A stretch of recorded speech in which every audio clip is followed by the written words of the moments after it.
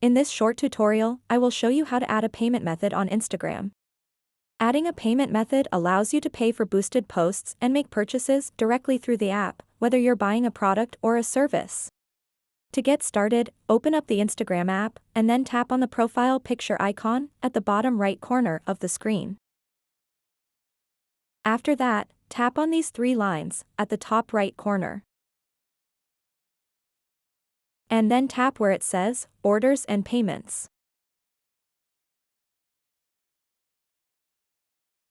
Once you are on this page, tap Payment Methods. Tap Add Payment Method. To add a payment method, you can select a credit or debit card, PayPal, or Shopee. Just tap and select one. I'm going to select credit or debit card. All you have to do next is enter your card number, expiration date, CVV, and billing address.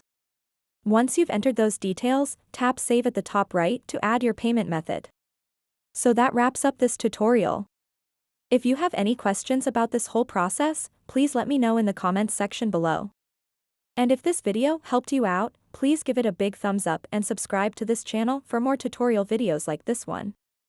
Thank you so much for watching and have a good day.